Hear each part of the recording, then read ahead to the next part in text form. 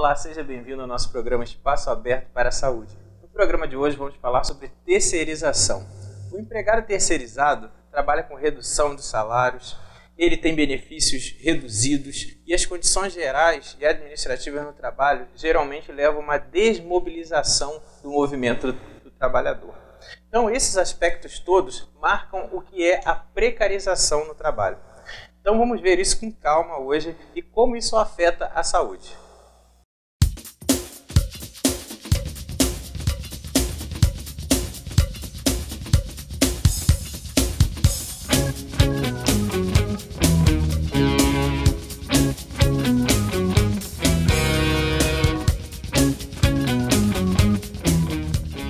Na sociedade capitalista, o trabalhador é um mero produtor de mercadorias e lucro. Logo, pouco se pensa no bem-estar do profissional. Como consequência, aumenta-se os riscos de acidentes de trabalho e também problemas de saúde. Para a gente comentar e conversar hoje sobre esse assunto, nós temos aqui o psicólogo Sérgio Dias Guimarães Júnior, que ele possui mestrado profissional da Universidade de Sorbonne, em Paris, e ele atua no setor de pesquisa do Núcleo de Trabalho Vivo da UFRJ. Agradeço, Sérgio, sua presença aqui no programa. Eu que agradeço. Muito legal esse espaço para a gente compartilhar esse tema que é tão urgente. A precarização é algo muito, hoje falado, ainda mais com a reforma trabalhista e tudo mais, é uma coisa que a gente tem que discutir. Como que se deu, Sérgio, sua aproximação a essa temática, precarização? Enfim, mesmo antes da psicologia, já tinha um interesse muito forte sobre os efeitos do trabalhar na vida dos sujeitos, até olhando parentes, familiares, amigos e tudo mais. Mas eu acho que quando eu entrei no campo psi, digamos assim, na área da saúde, principalmente da psicologia do trabalho, que tem vários nomes, que as pessoas dão para isso, isso reverberou muito forte em mim. E também por conta da minha experiência, da minha vivência já em âmbito privado. Eu já trabalhei em empresas no âmbito privado e já vi essa realidade do trabalho do outro lado, do lado do profissional de recursos humanos, por exemplo. Isso acho que deu base para essa minha criticidade de hoje frente a essa temática. Mas é sempre algo construído. Mas aí você desenvolveu pesquisas nessa área?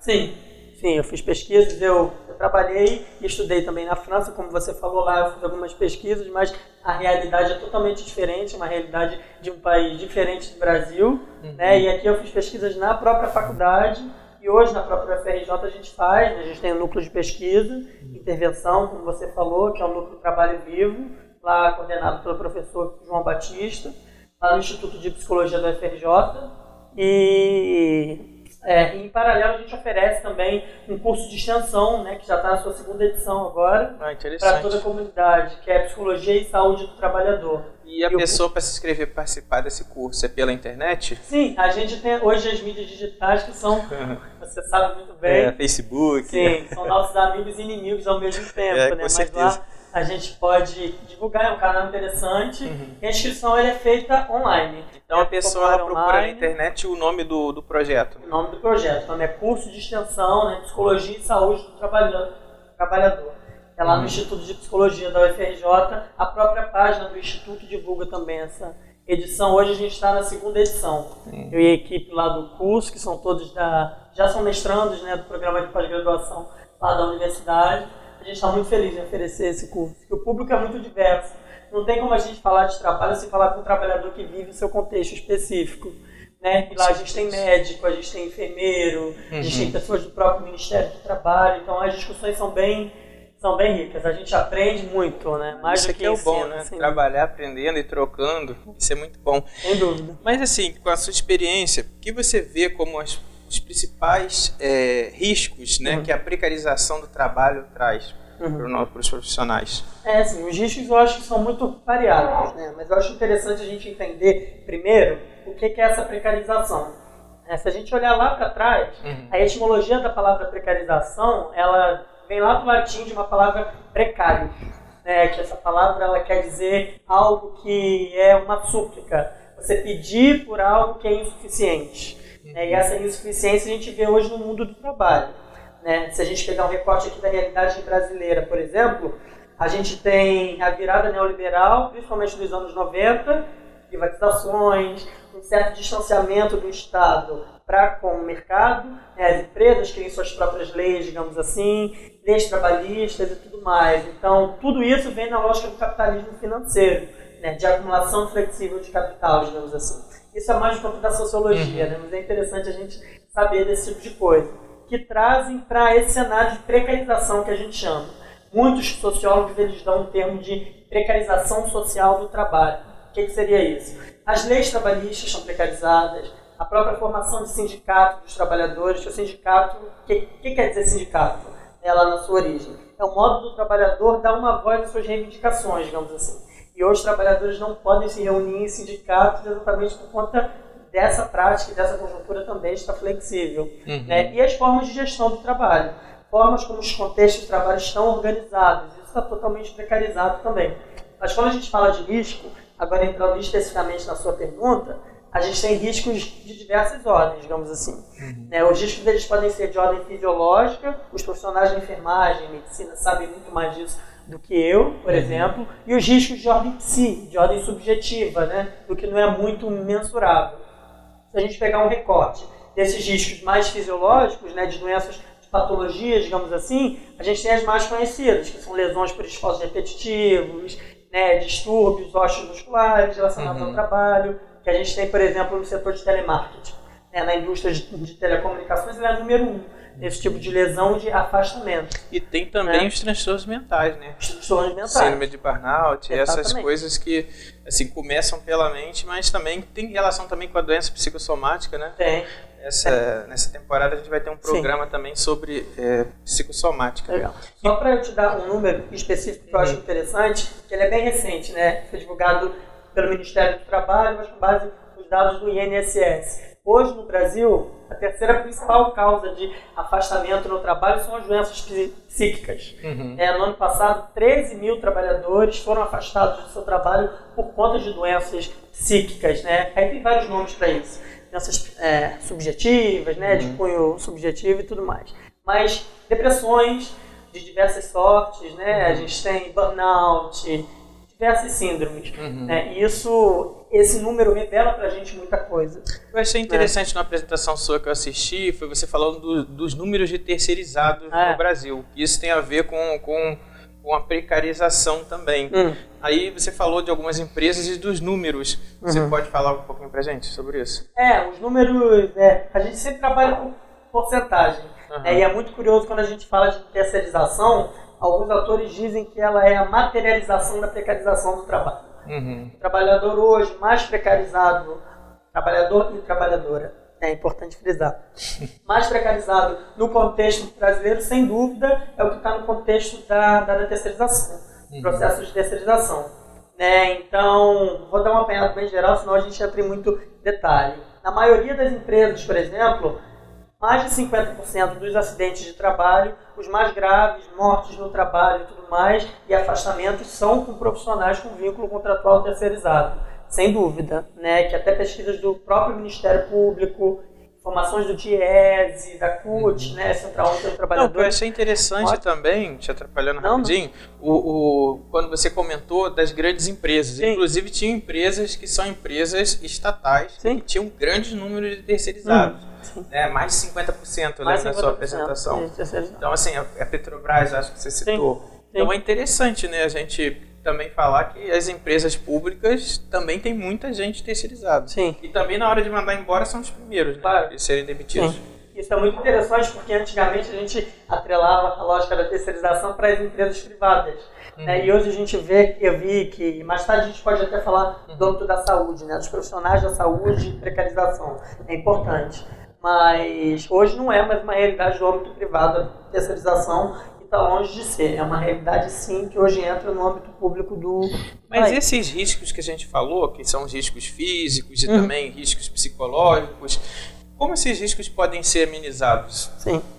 Essa é uma pergunta muito interessante, muito difícil. Sempre quando a gente apresenta trabalho, a gente mostra que o contexto está muito difícil de trabalho, precarização, iminência da perda, né, evanescência nos riscos de trabalho e tudo mais. Mas aí a gente pensa, Sérgio, ok, tem esse cenário, o que eu faço?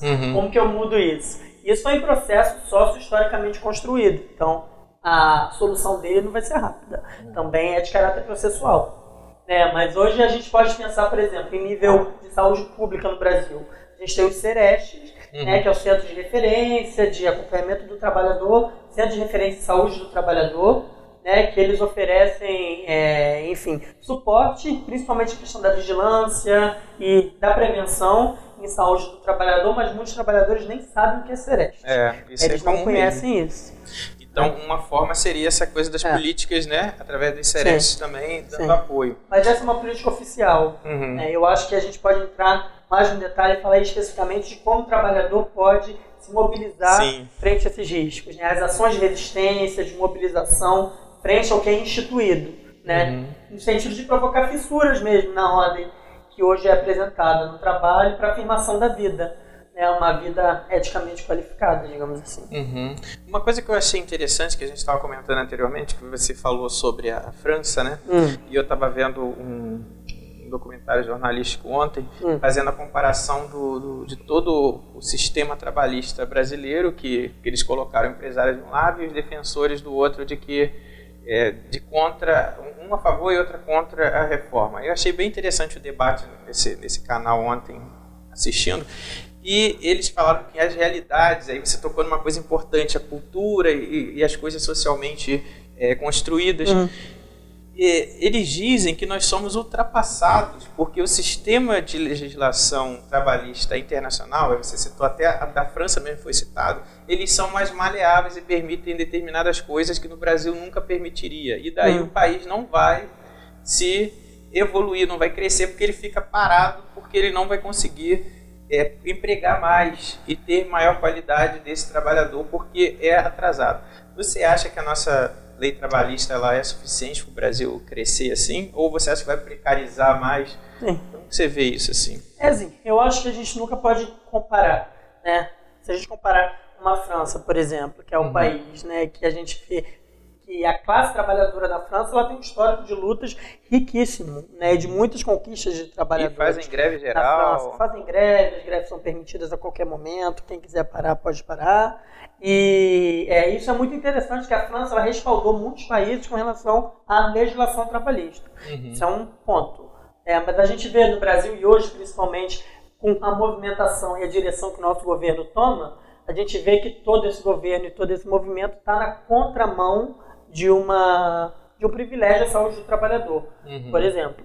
Então, se a gente perguntar, Sérgio, por que no Brasil tem o trabalho é tão precarizado? Digamos assim, não é só no Brasil, no mundo inteiro o trabalho é precarizado, em diversas instâncias.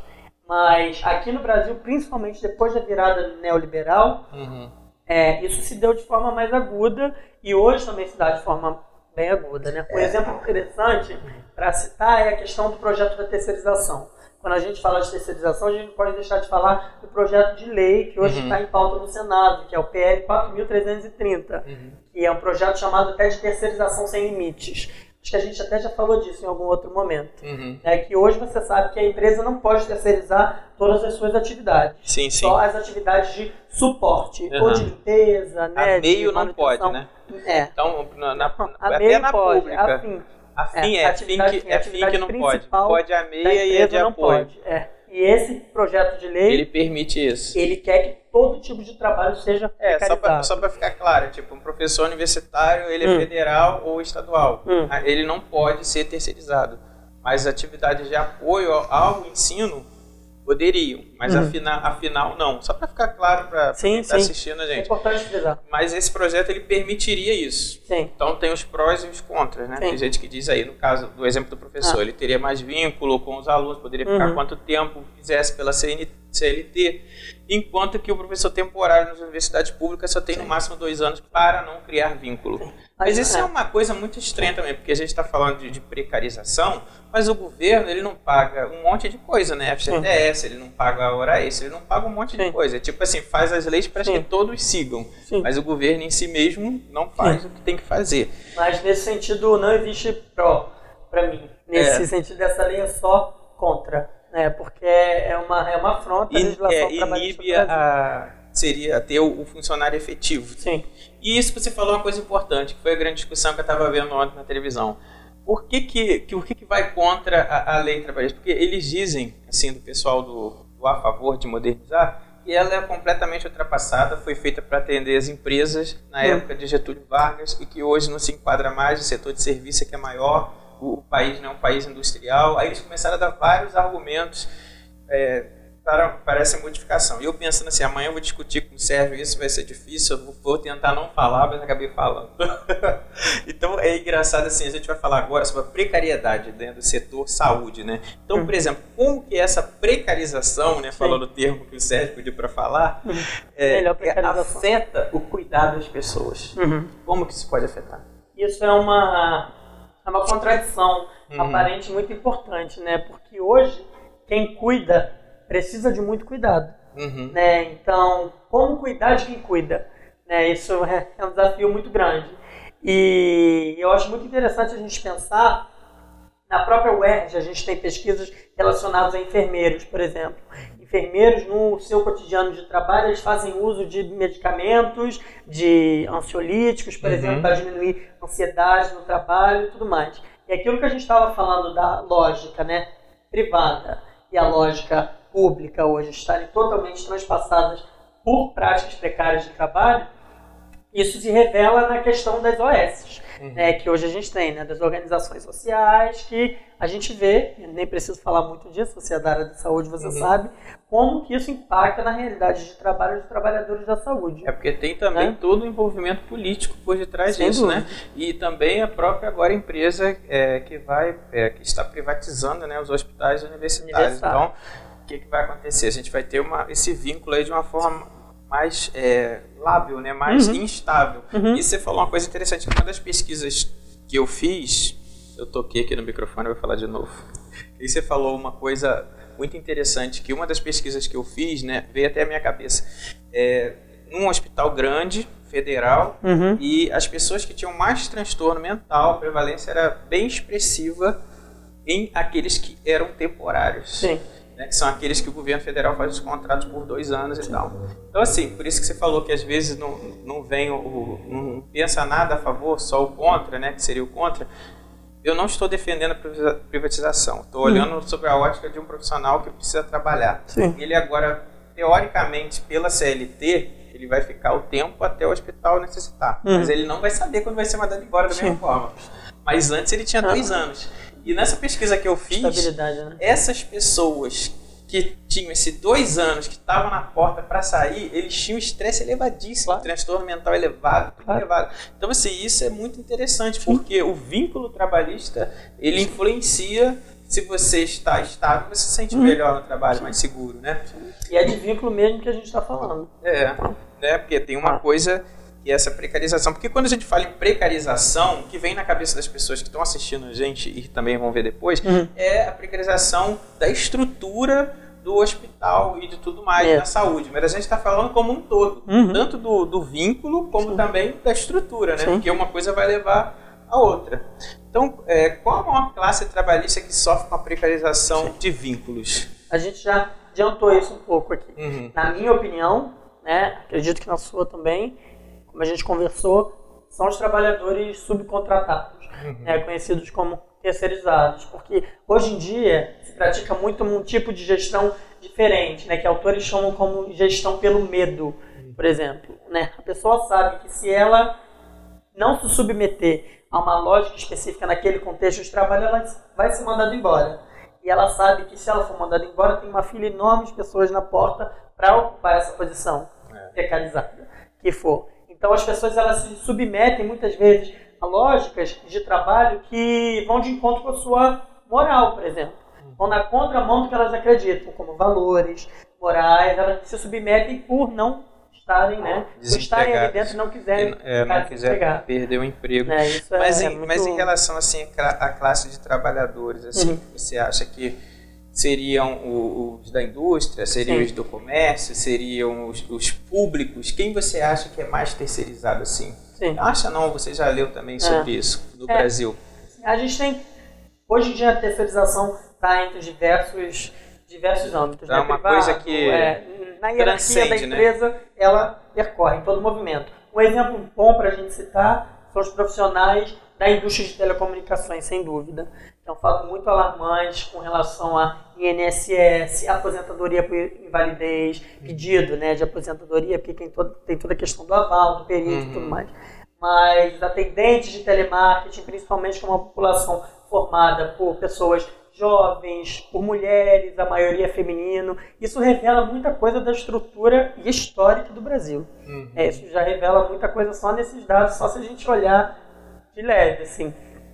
Mas, sem dúvida, eles são trabalhadores que a gente sabe que as condições de trabalho dentro de um setor, né, dentro de uma área de telemarketing, eles não podem muitas vezes ir ao banheiro, tempo cronometrado para fazer as necessidades no ambiente de trabalho. É interessante isso que você está falando, porque as pesquisas em si apontam sempre em primeiro lugar, assim, falando mais da área de mental, que eu estudo mais. Aí vem falando que em primeiro lugar a gente tem transtornos de ordem mental entre professores, devido à precarização do trabalho. Depois aparecem profissionais de saúde. E aí até essa coisa que a gente já comentou, o uso de drogas e tal, inclusive até na mídia está aparecendo isso agora, né, de médicos, enfermeiros e outros profissionais de saúde envolvidos, que às vezes sentem muita dor e acabam se viciando em determinadas drogas.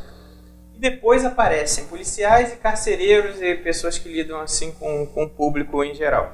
E aí você traz agora esse dado que poderiam ser outros profissionais como de telemarketing, setor de telecomunicação.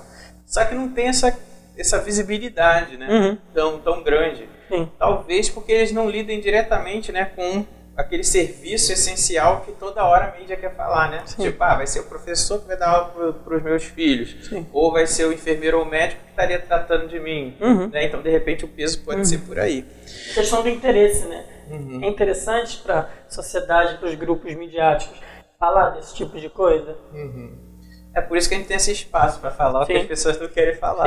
Ontem eu vi uma coisa muito interessante, acho que era no Ceará, no Nordeste, sei lá, que uma equipe toda do Exército levou um tempão para poder furar um poço. E aquilo ali era uma notícia, ele estava divulgando aquilo pelo Facebook, tudo quanto é lugar, e falando, tal emissora de TV não passou isso, poderia ter passado. Milhares de pessoas agora vão ter água. Porque as pessoas ficam muito na cabeça com aquela coisa de exército e pensando em militar e ditadura, mas tem que pensar que os funcionários, né, os oficiais, eles estão para trabalhar para a nação. Então também vão fazer o bem para a população, né? E aí eu achei interessante isso e não foi divulgado. Mas enfim, agora a gente vai para nossas perguntas por e-mail. Então vocês que têm perguntas para a gente, manda espaçoaberto.saude@gmail.com. E agora a gente tem uma pergunta da Maria Luísa, do Rio de Janeiro. De que forma a precarização influencia na vida pessoal e profissional? Isso é curioso, como que a gente tem esse pensamento dicotômico naturalizado, né? Que existe uma vida pessoal e uma vida profissional. Isso é sempre diferente. Mesma coisa no ambiente de trabalho. Eu estou no meu trabalho e eu tenho as minhas horas de lazer, né? Tudo totalmente diferente. Quando o trabalhador e a trabalhadora estão no seu trabalho e vivenciam um problema, por exemplo, eles não vão embora e deixam esse probleminha na mesa. Eles não deixam a subjetividade deles, falando em termos mais teóricos, né? Ali, no armário do trabalho, na gaveta, por exemplo. Eles levam com eles, né? E a concepção de trabalho, tem várias disciplinas que estudam trabalho. Ergonomia, psicopatologia, e psicodinâmica do trabalho, que é uma disciplina com a qual eu estou mais em contato, que diz exatamente que esse trabalhar não é um vínculo empregatício. Que trabalhar é toda uma prática, né? Todo um poder de agir, de transformar, de criação do trabalhador. Então, sem dúvida, se esse trabalhar não é uma coisa sólida, é uma coisa que constrói a subjetividade do sujeito, toda a sua vida pessoal ela perpassa também nesse sentido, influencia. Aí, nesse caso, sem dúvida, a pessoa vai levar esse estresse para casa. Sem dúvida. E por aí vai. Como traz também no movimento inverso. Eu acho que a Maria Luísa também... o que eu penso em relação a isso é que existem algumas profissões que você tem menos, como é que eu vou dizer, menos pensamento no trabalho. Então, sei lá, eu acho que uma pessoa que trabalha numa atividade repetitiva numa indústria, sei lá, o cara embala sabonete, ele vai para casa e vai dormir cansado. Agora, se você trabalha na área da saúde, se você é professor, se você vai levar trabalho para casa, você vai ficar pensando no trabalho, você vai continuar com o trabalho. Então, acho que isso também, acho que ela quis dizer isso, que de alguma forma, alguns profissionais, eles têm um peso maior do que representa o trabalho na vida deles, e outros não. Eu acho que é interessante a gente pensar ainda nesse quesito, a questão de como pessoas que desenvolvem, por exemplo, trabalhos repetitivos, elas criam estratégias defensivas para não pensar no trabalho. Muitas vezes um trabalho repetitivo, uma alta aceleração, é uma estratégia defensiva para você não pensar em negar a sua realidade de trabalho. E isso, se a gente pensar a longo prazo, vira um ciclo vicioso que pode culminar, por exemplo, num sofrimento patogênico, por exemplo, no trabalho. Então teve uma coisa que você falou numa apresentação que eu assisti uma vez também, que foi muito interessante, que essas pessoas, elas já estariam mortas, né? Pessoas que não pensam na vida dela em si, mas só no trabalho. Fala um pouco pra gente sobre isso, eu achei muito interessante na sua fala. Até anotei no dia, essas pessoas já estão mortas. Mortas psicologicamente, porque socialmente. Existem isso, vem lá da filosofia, né, os conceitos, alguns filósofos falam disso. Por exemplo, tem gente que considera que a morte é uma morte orgânica, é uma morte patológica, né, do corpo, que é quando a maquininha do hospital fica linear, ali a pessoa morreu. Mas a gente pode considerar hoje que nos contextos de trabalho e no contexto contemporâneo que a gente vive hoje, muitas pessoas já poderiam viver uma espécie de sobrevida, digamos assim. É só sobrevivendo, né? Não está vivendo. Só sobrevivendo, porque a sua capacidade criativa de se constituir socio-historicamente, de transformar, de dar um pouco de si no mundo, já é obstruída, né? Por causa do trabalho, né? Por práticas dominantes. Isso tem a ver com uma precarização neoliberal, como você já trouxe lá desde a abertura. Na nossa humilde opinião, sim. Com certeza, eu defendo muito isso mesmo. Eu falo que o sistema capitalista já foi o primeiro programa que a gente gravou aqui, falando da humanização, que o sistema capitalista ele atrapalha muito. A pessoa fica individualista, egoísta, ela não liga para os outros, ela quer ter padrão social, ela quer mostrar para os outros que é melhor ter alguma coisa. E isso tudo vai perpassando. Imagina quando chega na área da saúde, você tem que cuidar de alguém. E de onde que vem essa pessoa, a história dela, e é uma história carregada de repetição de discursos sociais que não são bons, que tem a ver com o sistema. A gente deu uma viajada agora, mas a Carmen Lúcia, do Rio de Janeiro, pergunta: o improviso é uma consequência da precarização? Eu acho que a gente pode ver o improviso como parte fundamental do trabalho, né? Não existe trabalho sem improviso, sem você dar um pouco de si, da sua personalidade ali naquele trabalho. É difícil a gente ter um primeiro contato com essa noção de trabalho, porque a gente pensa hoje trabalho como vínculo empregatício, né? Todo mundo pensa. Mas se a gente pensar um trabalho por um viés diferente, a gente vê que o improviso, por exemplo, é fundamental. Se eu sou contratado numa empresa, entro nela hoje, recebo um manual de coisas que eu tenho que fazer na minha atividade, eu posso seguir tudo ali.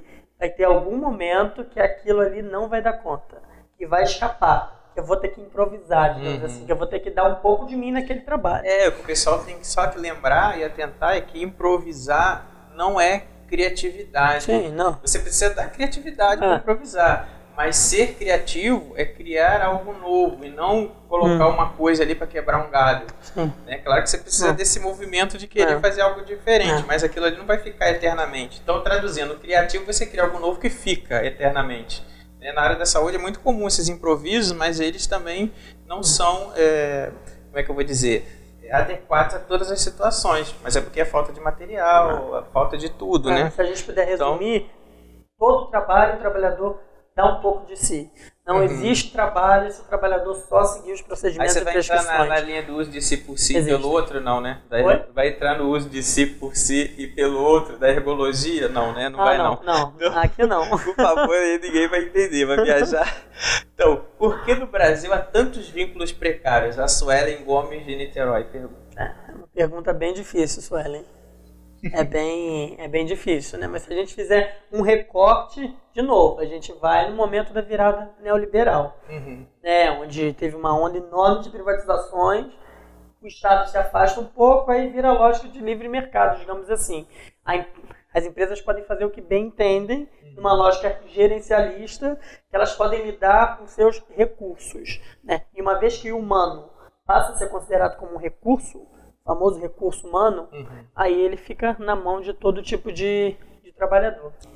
Então, gente, a gente falou hoje aqui com o psicólogo, mestre, né, o Sérgio Dias Guimarães Júnior, e conversamos sobre precarização. Espero que vocês tenham gostado do nosso programa Espaço Aberto para a Saúde. Agradecemos a nossa equipe, todo o nosso apoio e até o nosso próximo programa.